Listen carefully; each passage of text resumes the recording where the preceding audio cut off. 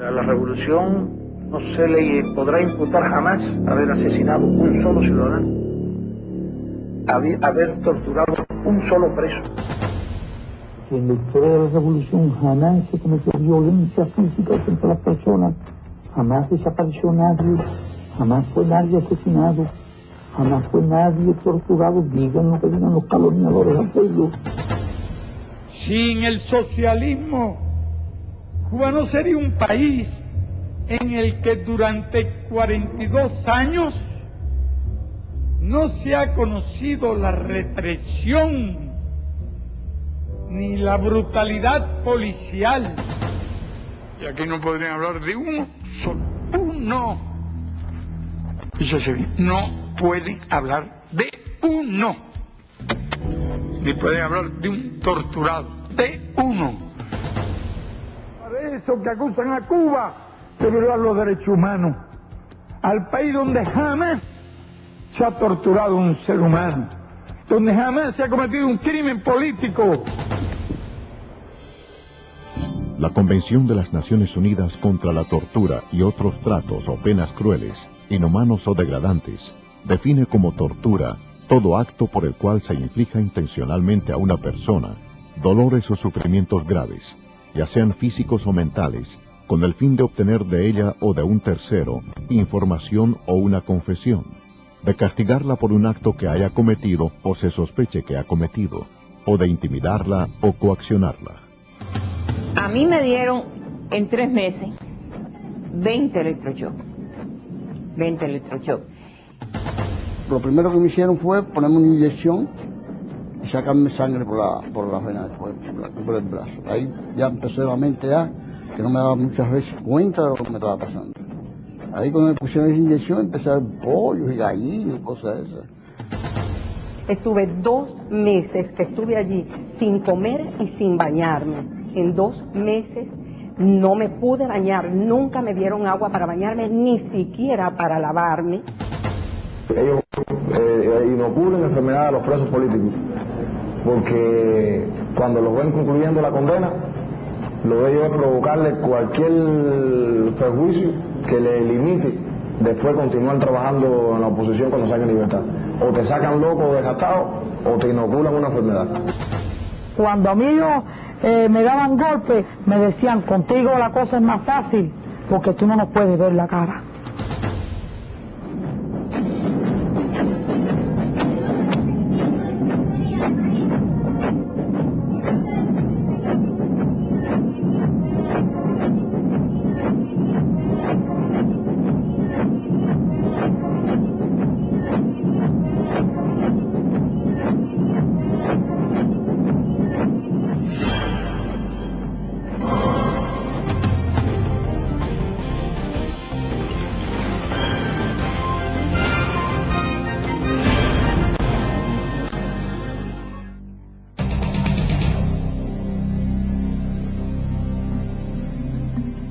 El régimen castrista, desde su llegada al poder en enero de 1959, instauró el terror como un método para perpetuarse en el poder.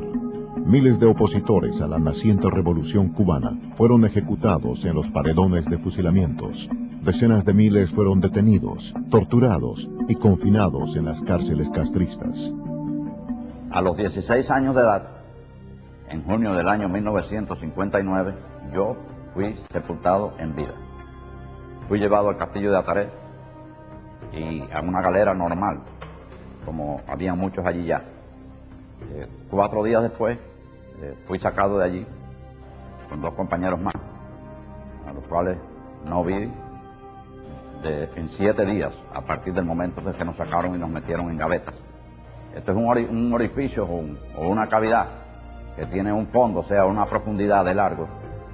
Yo calculo que entre 6,5 o 7 pies de profundidad, con una amplitud de, calculo yo, 2 a 4 pulgadas de márgenes después de mi cuerpo acostado, y una altura del doble, casi el doble de mi cuerpo, también acostado boca arriba. Imagínese usted una persona dentro de un féretro, con los pies estirados y los brazos estirado hacia los lados del cuerpo. En ocasiones, si se le cansaba, podía levantarlo y ponérselo encima del cuerpo, o sea, en la barriga, en las piernas, no más que eso. La cabeza no podía levantarla. Si levantaba la cabeza, tenía entonces el techo arriba, o sea, le daba el techo contra la cabeza. Para entrar allí había que entrar de espaldas. Ellos mandaban a uno que se metiera de espaldas y boca arriba. Y el piso, o sea, la superficie donde uno estaba acostado, tenía un desnivel, iba de menor a mayor. O sea, a medida que uno iba entrando, el cuerpo de uno se iba levantando un poco de la cintura hacia la cabeza. Y esta superficie estaba llena de unos minúsculos orificios, háganse la idea de un spring. Una vez allí, la puerta era una reja que cerraban por la parte de afuera con candado, por supuesto. Una vez allí acostado, abrían la llave y este sprint de agua comenzaba a correr de arriba hacia abajo. Como había un desnivel, el agua no se quedaba estancada. El agua corría desde el cuello hasta los pies y salía por la puerta de entrada, o sea, por la cavidad de entrada. En esos 7 días no recibí alimento de ningún tipo, no tomé agua, la sentía, pero no la veía, la sentía en mi cuerpo entumido ya por el frío del agua, pero no la veía ni podía comerla, ni podía tomarla, perdón. Y en ocasiones traté de meter mi mano por debajo del cuerpo para ver si podía coger, pero ¿qué pasa? Que era un orificio muy pequeño, el agua me estaba dando contra la espalda y no había manera que yo pudiera sacar con el puño de mi mano un poco de agua para beber. A mediados de 1960, comenzó el proceso insurreccional en la región montañosa del Escambray, al centro de la isla. Rápidamente el régimen desplegó una tenaz ofensiva en la que participaron más de 60.000 efectivos. Se entablaron los primeros combates. Se arrestaron a varios guerrilleros, los que fueron cruelmente torturados en búsqueda de información.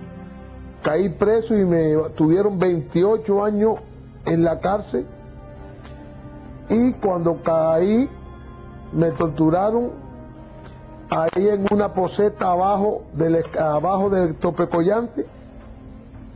Querían que yo hablara o que dijera algo, que echara gente para adelante, algo de eso, y al ver que yo no hacía, me cogieron, me amarraron con una piedra y me tiraron por una poseta para abajo, a mí y a otro muchacho que estaba ahí.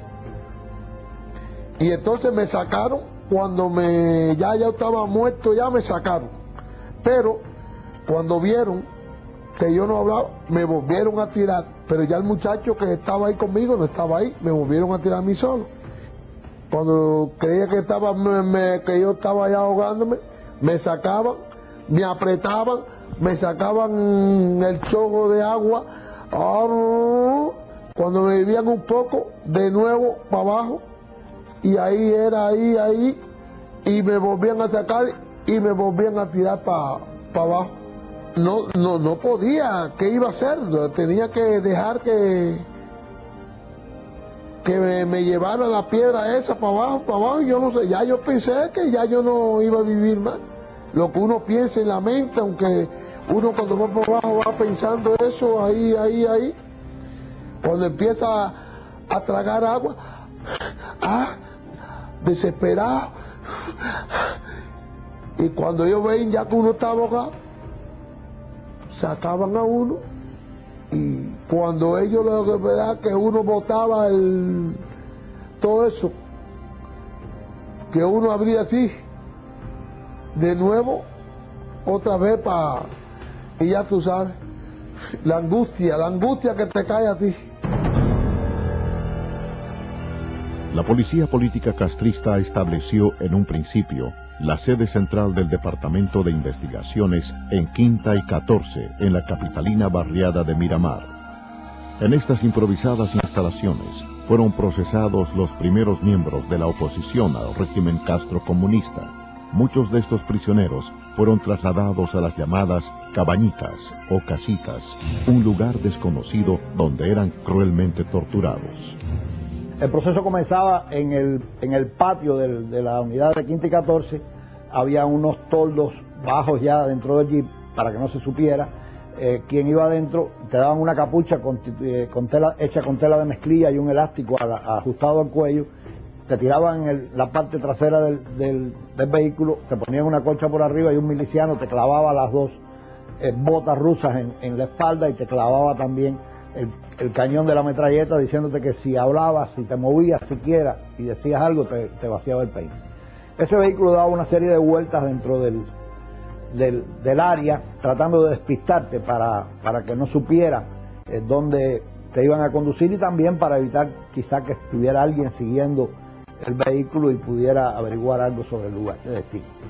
Te bajaban a un sótano que estaba equipado con un equipo también de aire acondicionado más fuerte todavía, y allí completamente desnudo estabas hasta que perdías el conocimiento. Cuando ellos veían que tú dejabas de tener convulsiones y prácticamente perdías la razón, entonces apagaban el aire y volvías, te retornaban al salón. Esto es imposible decir cuánto tiempo pasaba, y ellos para, no sé si quitarse la presión o para hacerte ver que ya tú oficialmente eres un desaparecido, le hicieron llegar a un policía del barrio allí conocido en la versión de que la noche anterior a mí me habían fusilado, y le pidieron que como una cosa humanitaria se lo dijera a mi mamá para que no siguiera yendo de cárcel en cárcel y de lugar en lugar buscando, y que ya ella descansara. Y a mí, por supuesto, me lo dijeron que ya mi mamá estaba haciéndome misas y cosas porque estaba convencida que yo era un desaparecido oficial. Durante este periodo, cuando tú te resistías a confesar, te llevaban a los lugares predilectos que ellos tenían, porque tenían una selección de lugares. Había una piscina donde te llevaban, por supuesto siempre con la capucha puesta, y en esa piscina tenían una bolsa grande de lona donde te introducían, la cerraban y te tiraban a la piscina. Cuando suponía que tú estabas ya medio ahogado, te faltaba el aire, pues te sacaban, te decían, vas a confesar, y si decías que no, volvías para el agua. Es imposible saber cuántas personas murieron en estos ensayos, porque no había una forma segura de saber cuál era el estado tuyo y cuánto habías respirado.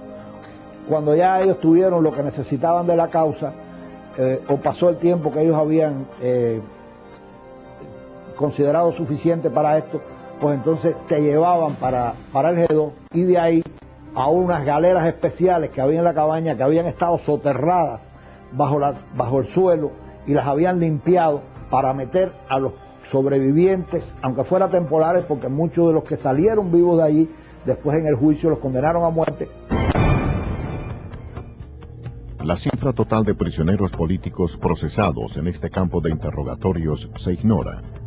También se desconoce el número de personas que, sometidas a un régimen especial de torturas, perdieron sus vidas en estas instalaciones que algunos denominaron como el Punto X. Caí preso en el año 1961, en el Quinti 14, de ahí me trasladaron para un lugar que le dicen las caballitas de tortura mental y física. Ahí fue donde empezó la cosa de la tortura. Lo primero que me hicieron fue ponerme una inyección y sacarme sangre por la vena por el brazo. Ahí ya empecé la mente que no me daba muchas veces cuenta de lo que me estaba pasando. Todos los días me fusilaban con balas de salva. Y yo sentía cuando tiraban 2 tiros de verdad y la gente gritaba. Y me viste que aquí fusilan, el próximo fusilamiento va a ser el tuyo. Y así sí me tuvieron varias veces, muchas veces me hicieron eso. Pero muchas veces me hicieron eso. Me dijeron, como que tú dices que eres católico y que Dios te va a sacar de aquí, y que lo que nosotros estamos haciendo es un pecado, que te vamos a llevar a la iglesia para que te saquen de aquí, que Dios te saque de aquí, o el cura en el que tú creas. Así me dijeron. Muchacho, no quiero estar tú ahí. Me pusieron una campana ahí arriba, me metieron como en un closet.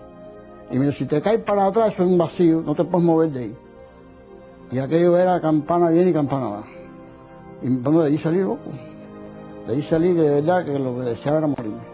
Todos los días me hacían una cosa distinta. Me llevaban, me pusieron un foco grandísimo en la cabeza, me amarraron con las manos hacia el techo. Ahí empecé a caérseme el pelo. Yo por aquello no tenía ni patilla, ni pelo en el pecho, ni nada. De la cabeza se me cayó completo. Se me hicieron una llaga grandísima en la cabeza. Ahí me echaban agua en el piso. Me pusieron corriente, cables de corriente para que no me pudiera acostar en el piso. Si me orinaba por casualidad en el piso, venían 4 o 5 días, me envolvían en una coche y tenía que sacar todo el piso. Cuando le pedía agua, porque ya se empieza a perder la voz cuando uno tiene mucho tiempo sin tomar agua, después me dijeron, te vamos a traer agua. Me entraron 4 de ellos y con el pene de ellos me orinaban toda la cara. Me dijeron también que me iban a apretar los testículos. Se sentó un señor con una cosita esa que la aprieta los lados y la vemos los caballos para que no se muevan, y empezó a apretar ahí hasta el resultado de eso, que todavía actualmente hoy tengo una venita ahí que ratico si hago fuerza, hecho sangre. A la revolución no se le podrá imputar jamás haber asesinado un solo ciudadano, haber torturado un solo preso. A mediados de 1963, la naciente dictadura castrista traslada la sede del Departamento de Investigaciones a Villa Maristas, antiguo complejo educacional religioso, adaptando dichas instalaciones para interrogar a los opositores políticos, empleando métodos de torturas. La celda en el Departamento de Seguridad del Estado, en Villa Maristas, ¿verdad?, es de total aislamiento. Es una celda que tiene escasamente 2 metros de ancho, con 6 placas de madera que se bajan para dormir las personas. Cuando las placas se bajan, en el espacio que queda en el medio apenas cabe una persona parada así entre ellos. Esta celda se encuentra al final, tiene solamente 2 rendijas, así en forma diagonal, que no se ve nada para afuera. Y en la parte delantera es una reja, es una puerta de hierro, que tiene sencillamente arriba un pequeño espacio con un foquito, nada más que nunca se apaga, por lo cual uno nunca sabe la hora en que se encuentra, el día en que se encuentra. Tiene un aspillero donde los guardias vienen y le dan a uno la comida. Uno no sabe cuándo se la dan, si era la hora de comer, si era la hora de almorzar, no sabe cuándo. Para uno ir a sus necesidades, en la parte pegada a la puerta, hay un espacio en que tiene lo que le llaman los servicios turcos, un hueco para hacer sus necesidades, defecar u orinar. Y ahí mismo una pila que está como a un pie de ese hueco sanitario, donde tiene que tomar el agua uno cuando el agua viene, y una ducha cuando el agua de vez en cuando puede venir. Ahí te desaparecen. La familia no sabe dónde te encuentras, estás desaparecido hasta el tiempo que ellos entienden que te pueden darle a la familia el lugar en que tú te encuentras, y una visita tan pequeña como de unos minutos en los que el interrogador no permite que hable más nada de cómo se encuentra uno y está escuchándolo todo. Cuando, por ejemplo, no podían sacarme la confesión de que ellos querían de un documento que habíamos publicado, en que había unos cuantos intelectuales escribiendo cosas en contra del régimen, pues en una de las sesiones pues prendieron a mi padre, y me dijo el individuo que mi padre lo habían detenido porque yo no confesaba lo que ellos querían. Ahí tuvimos un altercado que pues nada, nos vamos a las manos los dos.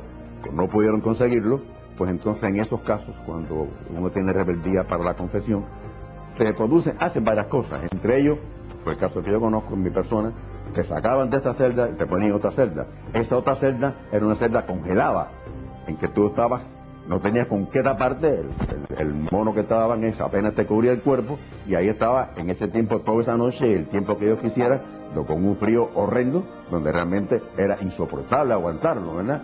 Y eso era el cambio entre las otras cosas que te hacían para sacarte la confesión. Cientos de opositores cubanos fueron y son actualmente interrogados y torturados en las instalaciones de Villa Maristas y en otras similares diseminadas por toda la isla. El día 10 de diciembre de 1962 fui interceptada en una calle de La Habana por 4 personas que se identificaron conmigo como de seguridad del Estado. Me levantaron casi en vilo, me metieron a empujones en un carro y me llevaron hacia Villa Maristas. Los interrogatorios eran en una habitación muy pequeña, se metían allí 4 hombres y yo sentada contra la pared, y aquellos hombres todos así con sus piernas hacia afuera, porque parece que ellos querían conquistar como mujer, y se insinuaban. Cuando vieron que mi posición era radical con ellos, pues me empezaron a decir que si yo no hablaba, decía lo que quería, pues ellos me iban a decir el sentimiento de ellos. Me dijeron que las mujeres como yo, a esa edad, que hacían contrarrevolución eran porque eran putas. Así con 4 palabras, por lo que me metieron en una celda tapiada totalmente, y lo que había allí por baño era un solo hueco allí en el piso. Fue para mí desastroso eso, porque como yo era una mujer tan joven, apenas 20 años, como toda mujer, tenía mi menstruación para entonces. Pedí que me llevaran a un baño, no me abrieron nunca la puerta, nunca pude cambiarme, sino simplemente aquello fue muy desagradable para mí en esas condiciones de mujer, sentada, agachada en aquel hueco por donde salían ratas y donde salían cucarachas. Eran días de frío y no me trajeron nada con qué taparme. El frío era terrible y solamente tenía para taparme la misma saya que yo tenía, me la ponía así, doblaba las piernas. Así estuve 2 meses que estuve allí sin comer y sin bañarme. En 2 meses no me pude bañar, nunca me dieron agua para bañarme, ni siquiera para lavarme mis partes femeninas, mis partes íntimas. Nunca pude bañarme porque no lo hacían. No me daban comida porque cuando, vuelvo y repito, cuando me la daban me sacaban a un interrogatorio y no comí en todo ese tiempo. Me puse a cantar, que a mí me gusta cantar mucho, y me puse a cantar para yo no volverme loca, porque yo sabía que aquello era muy fuerte. Y empecé a cantar, la cama litera parece que estaba muy pegada al techo y los movimientos míos eran dar al techo, y siempre sentía más satisfacción cuando yo saltaba y me daba en la cabeza. Entonces llegó un momento en que yo misma me dominé y yo dije, me estoy volviendo loca, esto no puede ser. Que en la historia de la revolución jamás se cometió violencia física contra las personas, jamás desapareció nadie, jamás fue nadie asesinado, jamás fue nadie torturado. Digan lo que digan los calumniadores al pueblo. El régimen, durante las casi 5 décadas en el poder, ha empleado diferentes fármacos como instrumentos de torturas. Decenas de prisioneros políticos han sufrido los efectos de medicamentos usados con fines de producir procesos hipnóticos y de esa forma obtener informaciones. Me trasladaron directamente a Villa Marista.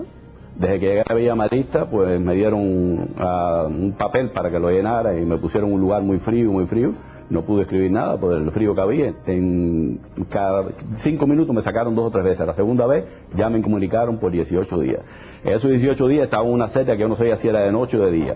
Uno de estos momentos, no sé, por la noche, por el día, ellos vinieron y me pusieron pentotal sódico. Yo tenía conocimiento ya más o menos lo que hacía el pentotal sódico. Cuando me pusieron esos, parece que me afectó las vías respiratorias, porque eso deprime el sistema nervioso central, deprime también la respiración, y me cerró un poco la glotis. Como yo estaba en una tapiada, yo empecé a darle golpe a la ventanita pequeña esa que estaba, porque me ahogaba, me faltaba el aire. Y entonces cuando abrieron la ventana, yo tiré las manos para afuera ahí, porque no podía, me estaba cayendo. Entonces abrieron la puerta y caí en medio un pasillo ahí, como si fuera un animal. Entonces me arrastraron, vino un enfermero, se llamaba David, y entonces me estuvo reconociendo ahí en el piso, y así mismo me arrastraron y me metieron para adentro así, sin mirar más. Cuando estaba tirado en esa camilla, pues vinieron como 3 oficiales, que recuerde yo, a lo mejor fue parte de la parte hipnótica, porque esto tiene productos hipnóticos, un barbitúrico, y estaban frente a mí y decían, sí, él es.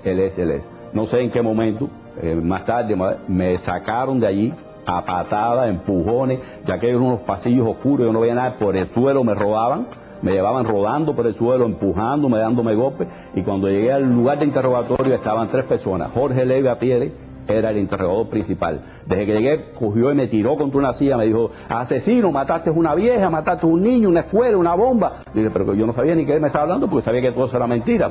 Pero así todo, yo estaba confuso, porque la mente mía no me daba. Y entonces me empezaron a dar golpes, me tiraron contra el piso, en el piso me patearon, y así se cansaron de maltratarme ahí en el piso. Entonces yo me quedé en el piso, pues ya me quedaba, yo oía, yo estaba algo consciente de lo que estaban hablando. Pero entonces llamaron al enfermero, parece que yo tenía la presión baja o algo de eso, me reconoció y dijo, déjenlo ya. El presidio modelo o reclusorio nacional para hombres de la isla de Pinos fue el penal escogido por el régimen castrista para confinar desde el propio año 1959 a los prisioneros políticos cubanos. Más de 5.000 hombres fueron encarcelados en las 4 circulares y los edificios que conformaban el penal. Tal vez 2 meses después de la invasión de Bahía de Cochino, fue que se dinamitó la isla, se pusieron las 24.000 libras de trinito tolueno en las 4 circulares, las cuales tenían en aquel momento, más los pabellones y otras áreas, alrededor de 5 o 6.000 prisioneros políticos. Con esto se perseguía, pues, el de que si había algún otro intento, como el de Bahía de Cochinos, eliminar en forma colectiva a una oposición, es, si no un genocidio, el intento de aplastar en una forma brutal, desde el punto de vista psicológico, a un grupo de hombres que solamente estaban allí por defender el derecho de pensar, de opinar y de creer. El director del presidio en ese entonces, Tarrao de apellido, visitó todas las circulares. En la circular 4, parado en la planta baja, pues gritó como si fuera dueño de todo aquello, que el hijo de puta que creyera que iba a salir con vida estaba totalmente equivocado. Después de hacer varias consultas con gente entendida en materia de explosivos, llegaron a la conclusión de que si las 24.000 libras de trinito tolueno que estaban en los 4 edificios detonaban, más el material bélico que por simpatía lo haría, la isla se convertiría en un cráter y la onda expansiva afectaría a La Habana. Esto, pues, produjo un sinnúmero de desajustes psíquicos, intentos de suicidio, el dormir, el comer, y aún hoy en día queda secuela en nuestras mentes, en nuestros recuerdos no se borra el haber estado durmiendo tanto tiempo sobre un colchón de explosivos en las manos de un maniático como lo es el dictador de Cuba, Fidel Castro. En junio de 1964, el régimen castrista instauró el Plan de Trabajo Forzado Camilo Cienfuegos. Más de 5.000 prisioneros políticos confinados en el reclusorio nacional de Isla de Pinos fueron obligados a laborar en condiciones infrahumanas durante 14 horas diarias, 6 días a la semana. Cuando nos mandaron a trabajar, no quisimos trabajar en ese momento. Mandaron a buscar al presidio 3 refuerzos militares para obligarnos y regresaron 3 camiones atestados de guardias bien armados con bayonetas caladas. Todos ellos ya venían planeados, hicieron una fila por ambos lados, que nosotros le decimos esa fila, cuando un guardia se mira al otro, el túnel del amor, cada 48 pulgadas, 4 pies, un guardia, frente a frente. Por ahí mismo nos dijeron que nos condujéramos, empezaron las patadas, los culatazos, y saltamos la cerca y rápidamente nos sumergíamos en un agua espesa y negra. Ya nos empezamos a dar cuenta que estábamos en la famosa Mojonera, la laguna de saneamiento o de aguas albañales, que es lo que se hacía antes para cuando había una gran conglomerado y no había alcantarillado ni otras cosas donde botar toda esa serie de aguas usadas. Y esa laguna se había hecho cuando se construyó el presidio en el 1928. Tenía, cuando nosotros llegamos allí, 30 y pico de años de uso, de concentración de excrementos, de aguas negras y de bacterias añejas en su contenido. Bueno, en esas condiciones de bayonetazos, de ofensas, las ofensas eran las más grandes que se nos podían decir. El pelo de nosotros parecía un pelo conchambroso, como si fuera una pasa de más o menos 7 meses sin lavarnos la cabeza, la cara de nosotros negra, negra, negra, a veces con las partículas negras pegadas al rostro nuestro, en los labios nuestros, y así tuvimos, casi eran las 7 menos cuarto de la noche, considero yo, porque ya el sol se estaba escondiendo en la rajita del horizonte, cuando nos sacaron. A la circular llegamos de noche ya llegamos a la circular. Y me recuerdo que cuando nosotros llegamos se corrían, que dónde estábamos nosotros. Nada más que entramos, corrieron todo el mundo, pero no sabían cuál había sido el destino. Y del lado mío había uno, que eso sí me recuerdo, y me emociona que fue a socorrer al amigo y el amigo le dijo, no me toques, échate para atrás, échate para atrás, que vuelo a fosa, abajo de fosa. Y lo cogió por el brazo y dijo, mi amigo, usted huele a dignidad, deme un abrazo. Y se lo llevó.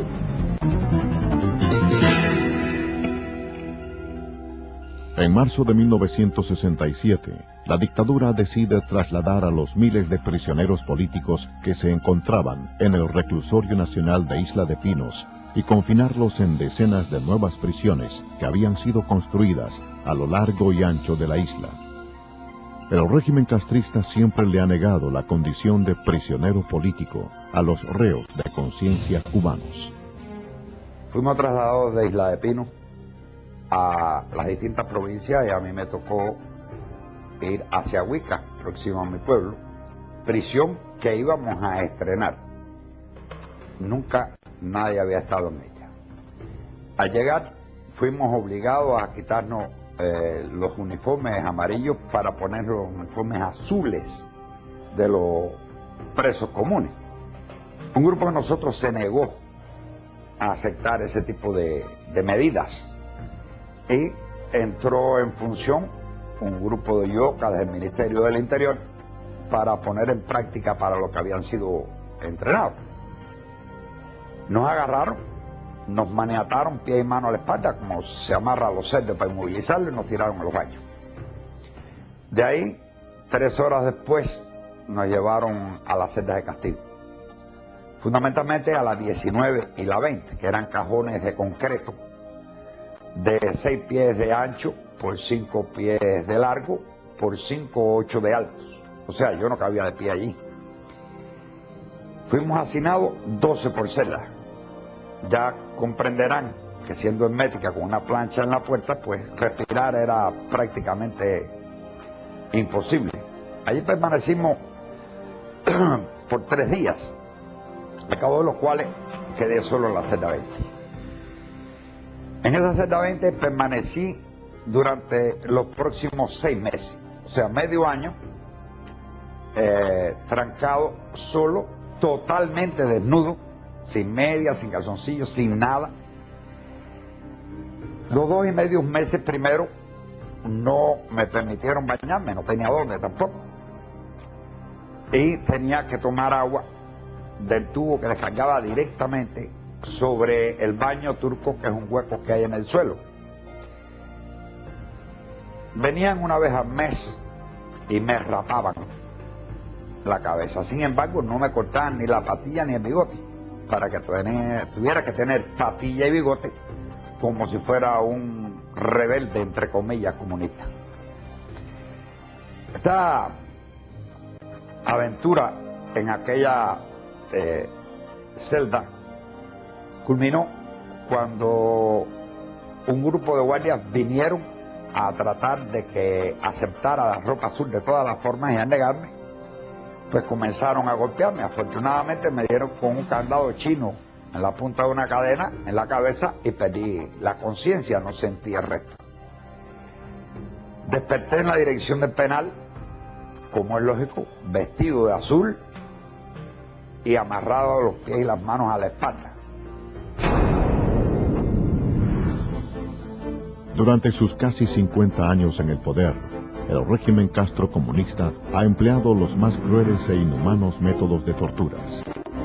Decenas de prisioneros políticos cubanos han sido víctimas del denominado tratamiento psiquiátrico intensivo, comúnmente conocido como electroshocks o corrientazos eléctricos. Las salas Carbó Serviar, Córdoba y Castellanos del Hospital Psiquiátrico de La Habana, conocido como Mazorra, fueron testigos de estas criminales prácticas. A mí me dieron en 3 meses 20 electroshocks. 20 electroshocks. Yo te digo que los electroshocks me hicieron mucho daño, porque dicen las muchachitas, yo te digo muchachitas, eran las compañeras presas de las cámaras mayormente, que yo caí allí en el pabellón. No conocía a nadie, no sabía quién era y me pasaba el día con una muñeca de trapo en las manos.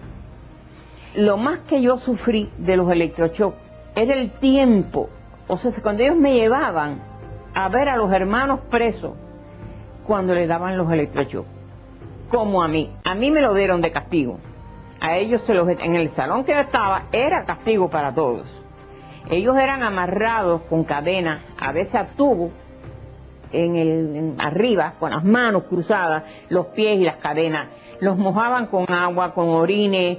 Entonces, al aplicarles los electrodos, era mucho más fuerte. Entonces, esa tortura de oír esos gritos, porque se grita, yo tengo que haber gritado también, se grita, y esas luces, yo creo que a mí me hicieron mucho más daño que los mismos electroshocks que me dieron a mí. Los electroshocks que me dieron, es lo que te digo, cuando me tiraban en el piso, ya mojada, con orines o como fuera, como se lo habían dado a él, ya me aplicaban los electrodos. Yo sí sé que me los ponían aquí abajo, cerca de la vagina, me los ponían aquí, en los senos, y aquí. Porque eso sí lo veía, que por más que batallaba, no podía con ellos. Porque inclusive utilizaban locos para que te aguantaran, y locos para que los ayudaran, y siempre con la cara tapada. Ya llega un momento que no piensas nada. Cuando yo después salí, yo me metí, pasé casi 5 o 6 meses sin poder comer, porque al electroshock hay que poner un aislante, o debe ponerse, ni a ellos ni a mí. Entonces la lengua mía, la boca mía, dicen ellas que estaba destrozada. Yo te hablo de ellas porque son las muchachitas. Ellas me daban cucharadas de leche, cucharadas de caldo, porque yo no podía comer. Y loca que dice que a veces no se me podían arrimar. Sin el socialismo, Cuba no sería un país en el que durante 42 años no se ha conocido la represión ni la brutalidad policial. Estos tratamientos por estímulos eléctricos modifican el funcionamiento del sistema nervioso central. El régimen castrista ha empleado durante años dichas prácticas como método de tortura para intentar extraer de las víctimas información o simplemente para desajustarlas emocionalmente. La prisión provincial de La Habana, conocida popularmente como Combinado del Este, es otro de los centros penales donde se practican estas torturas. Caí preso en los primeros días de 1981. Me llevaron enseguida a la cabaña. Después entonces me tuvieron allí como casi un mes y me trasladaron al piso 3, del edificio 3 del Combinado del Este. Me llevaron al hospital porque estaba muy excitado, decían ellos, junto con 7 muchachos más, hombres que estaban ahí. Estando en el hospital, dice una psicóloga, la psiquiatra no había llegado, que estaban esperándola, vendría en una semana o 2, que era conveniente para tranquilizarme, darme electroshock, porque el electroshock me iba a poner tranquilito. Ese mismo día hicieron así, me pusieron en una fila, éramos 7, en una colchoneta en el piso. Los electroshocks, me dijo un médico que los hay el estímulo suave y fuerte.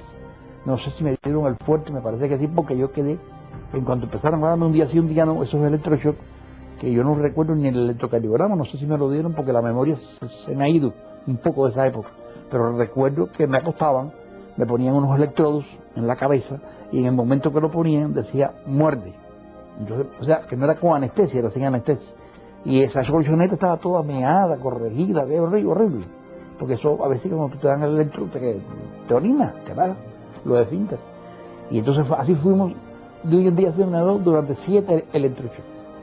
Y así yo me di cuenta que cuando yo despertaba en la cama, yo tenía el día entero en un estado, por eso yo pienso que era el electroshock fuerte, porque yo estaba ido de la realidad.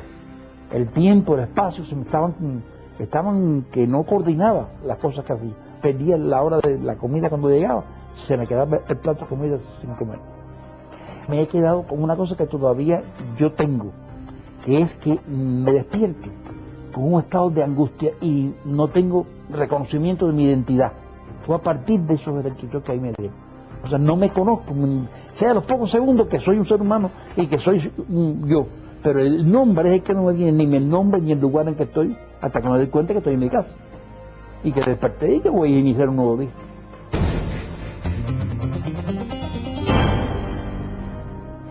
Varias decenas de prisioneros políticos dejaron sus vidas en las cárceles cubanas, víctimas de la represión de los carceleros del régimen. Otros, aunque corrieron mejor suerte, fueron mutilados y guardan en sus cuerpos las imborrables huellas de los tratos crueles e inhumanos recibidos. En el patio de la cabaña, en el año 1975, yendo a almorzar al comedor, nos paran y nos llaman, nos dicen que tenemos que ir en fila, cosa que nosotros nunca hacíamos. Todo eso era preparado para agredirnos. Al decirle que nosotros nunca íbamos en fila al comedor porque no era necesario, era un tramo de unos 40 o 50 metros, un militar de apellido Borroto me dijo a mí, póngase en fila. Yo le dije, nosotros no nos acostumbramos a ir en fila al comedor. Eso fue lo único palabra que me dieron entre él y yo. En ese momento yo lo miro porque se me queda frente a mí y coge el machete, un machete que tenía en la mano, porque ya ellos venían preparados para darnos. Y en ese momento nos empiezan a dar planazos a todos, por la espalda y por donde. Y cuando yo veo a este militar que viene hacia mí, me está dando planazos por la espalda, pero no cuando viene de frente, yo me doy cuenta que quiere atacarme. Y cuando yo lo miro, coge el machete, me mete un machetazo, yo me protejo porque me quiere tirar el machetazo por el cuello, porque me tira por aquí arriba, le pongo la mano así y me tumbó ese dedo que yo no me di cuenta porque era tan rápido el machetazo que yo no me di cuenta de que había perdido un dedo. Entonces al ver yo que me tiró un machetazo, me iba a tirar del segundo, me protegí la cabeza y entonces me dio otro machetazo por aquí, por esta mano, que me la ha dejado así. Esa mano yo no puedo cerrar los dedos del machetazo que me dio. Y esta otra, se perdió el dedo y este dedo ha quedado en estas condiciones.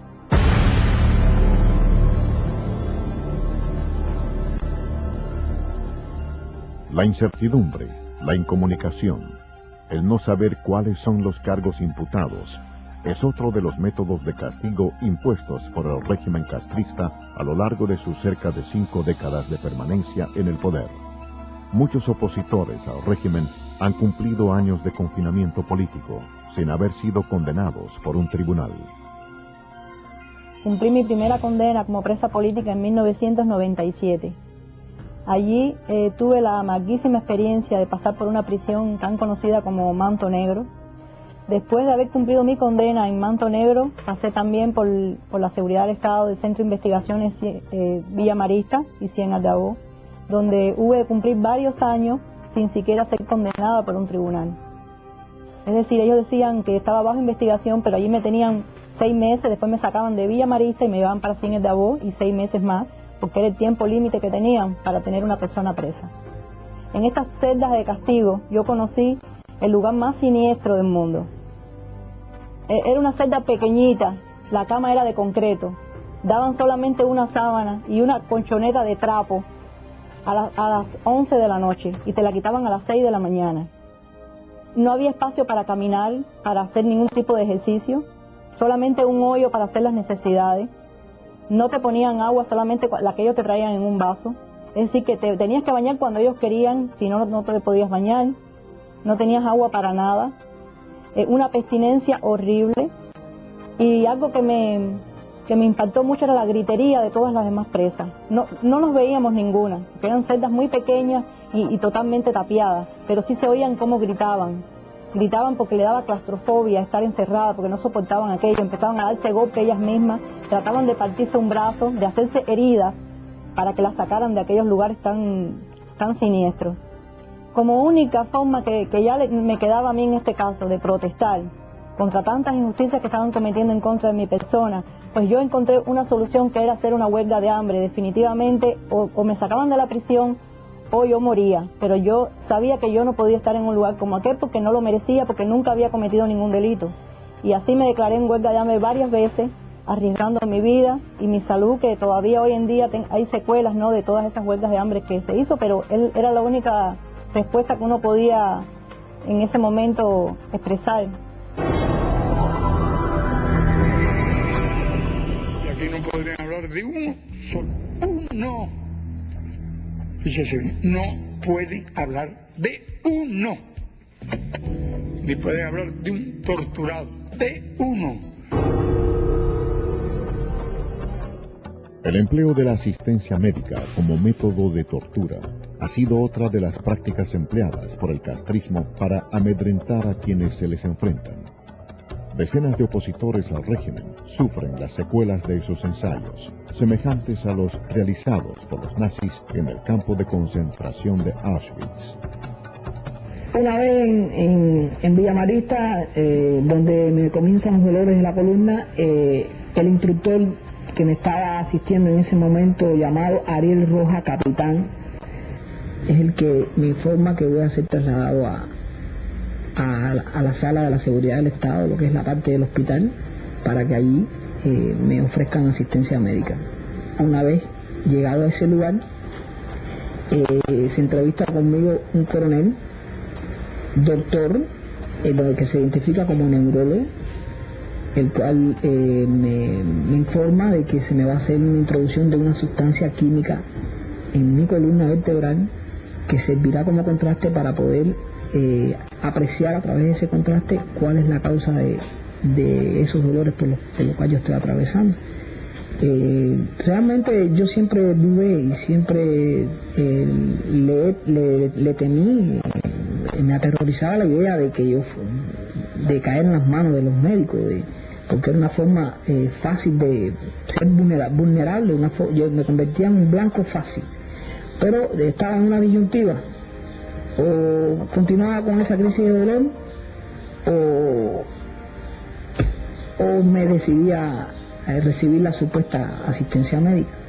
Ahí fue mi decisión, en la que yo acepto y me hacen ese tipo de tratamiento, y muy pronto, ya a las 72 horas, yo comencé a sentir los efectos de esa introducción de esa sustancia a través del canal medular. Empecé a sentir dolores incesantes, mucho más agudos de los que tenía anteriormente, y ya no solamente en la zona de la columna, sino que en la zona de la cabeza. Toda esa sustancia se alojó en el canal medular, actualmente aparece. Toda esa sustancia se me alojó en la zona del cráneo. Tengo toda esa sustancia calcificada en mi cráneo. Desde ese entonces pude apreciar categóricamente que esa sustancia, o la asistencia que me ofrecieron en ese lugar, fue la causante de haberme trastornado de sueño hasta el presente.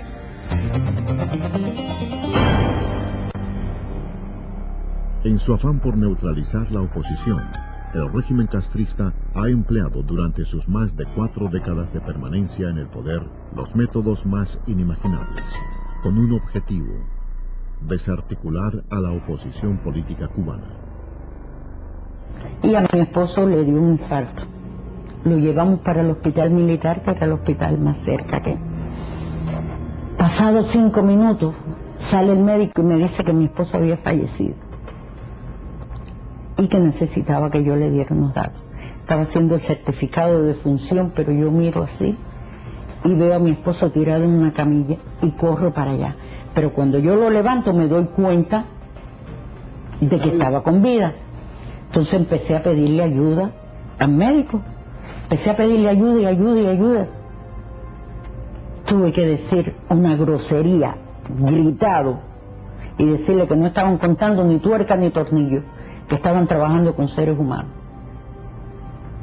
Y llegó hasta donde estaba él y se dio cuenta efectivamente que estaba con vida, que era innegable. Entonces me separó y me dijo que saliera. Le dieron reanimación, efectivamente estaba con vida. Pero tuvo una anoxia cerebral que lo llevó a un coma irreversible. Ahí duró 17 días. Yo no puedo decir, porque no tengo la prueba de que lo dejaron morir, pero sí tengo eso por dentro, de por estar yo en contra del sistema, que no le hayan prestado la atención que se merecía.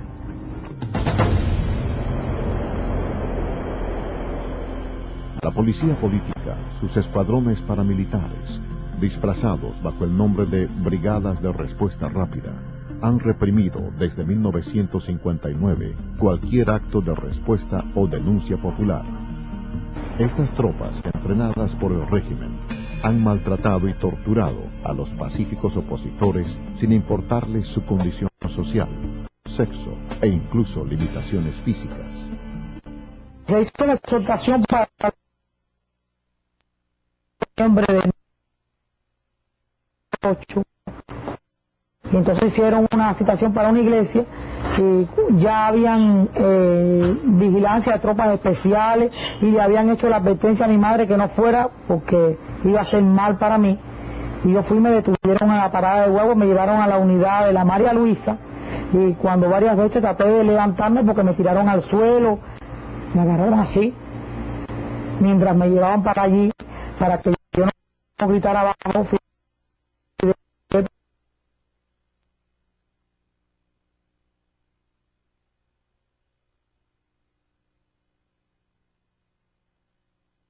Mano cerrada y una camisa de manga larga. Se me hizo una propuesta para que yo saliera de los derechos humanos, fue en el DTI cuando me detuvieron con Vicé. Pues entonces sí me hicieron la propuesta que si yo me quitaba de la oposición, pues ellos me iban a dar las oportunidades que no me dieron en mi niñez, de estudiar todo lo que yo quisiera. Y yo dije que cuando yo daba un paso hacia adelante, no daba ninguno hacia atrás, que ya era demasiado tarde, porque los malos tratos ya estaban hechos y eran una cosa imborrable en mi vida. Desde su llegada al poder, el castrismo ha enfrentado a quienes se les oponen política y pacíficamente. El régimen castrista ha empleado los más crueles, inhumanos y degradantes métodos de tortura para silenciar la voz de quienes reclaman el regreso de la democracia a la isla. Uno de los efectivos de la cárcel que más se destacó por reprimirme y por crearme situaciones difíciles a mí, que es teniente José Ruiz Collado, él en una ocasión manifestó públicamente y abiertamente que si yo lograba salir en libertad, salía con tuberculosis.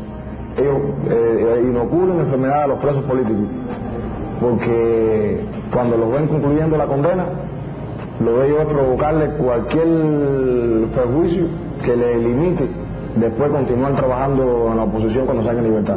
O te sacan loco o desgastado, o te inoculan una enfermedad. 2 o 3 meses antes de yo salir en libertad, me hice análisis en la prisión de puto, me hice análisis de sangre, entre otros análisis, todos dieron negativo. Cuando salí en libertad,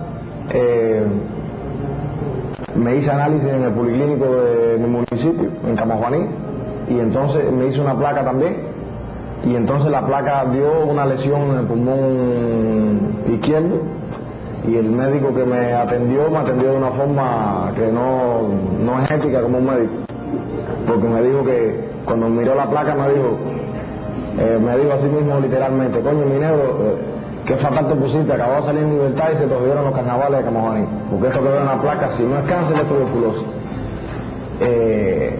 Y entonces a partir de ahí me hice unos cuantos análisis y dio tuberculosis en codificación número 3. Este es el uniforme carcelario en Cuba, y el que fue entregado también en el invierno más crudo de Cuba, en el invierno del 2000. Esta es la camisa sin manga, sin cuello, todo el uniforme carcelario, entregado en el invierno más crudo del 2000, y con esta misma tela se produce en la caja de muertos en Cuba. Así que el mensaje que recibe tu subconsciente es que estás en un lugar que va camino a la muerte. De eso que acusan a Cuba de violar los derechos humanos, al país donde jamás se ha torturado un ser humano, donde jamás se ha cometido un crimen político. Miles de hombres y mujeres han muerto víctimas de la represión del régimen. 41 personas, muchas de ellas menores de edad, fueron asesinadas en la madrugada del 13 de julio de 1994, cuando tratando de escapar de la isla en un viejo remolcador, fueron embestidos por embarcaciones castristas frente a las costas de La Habana. En ningún momento nos dijeron que nos pararan, que nos paráramos ni nada. Ellos lo que hicieron fue echarnos agua. Entonces llega el momento en que ya vemos que nosotros no podemos seguir, porque entonces sí iba a ser fatal, y paramos, porque ya el agua estaba entrando. Entonces paramos y se lo dijimos, mira, nosotros viramos para atrás, nosotros vamos a virar para atrás, ya estamos parados, y ellos nos habíamos parado y todo. Y le decíamos que no nos hiciera daño, que llevábamos niños ahí, le enseñábamos a los niños, le seguían echando agua. Entonces después vinieron dos más, como a 7 niños allá. Y se pusieron uno por cada lado, uno va al frente, otro atrás, y entonces de atrás se subió arriba del barco, y ahí fue donde le dio el golpe por el lado y lo viró. Y todos nos hundimos, y el barco se hundió inmediatamente, pero los que estábamos afuera tratamos de subir, estaba muy profundo también. Yo llevaba al niño mío, llevaba aguantado, y yo no lo solté. Entonces yo subí, pero yo no sé nadar ni nada de eso. Entonces subí, pero volvía de nuevo para abajo. Entonces cuando subo, hay una mujer que estaba flotando al lado mío, y me aguanté de ella y cargo al niño. Y entonces había mucho oleaje. Entonces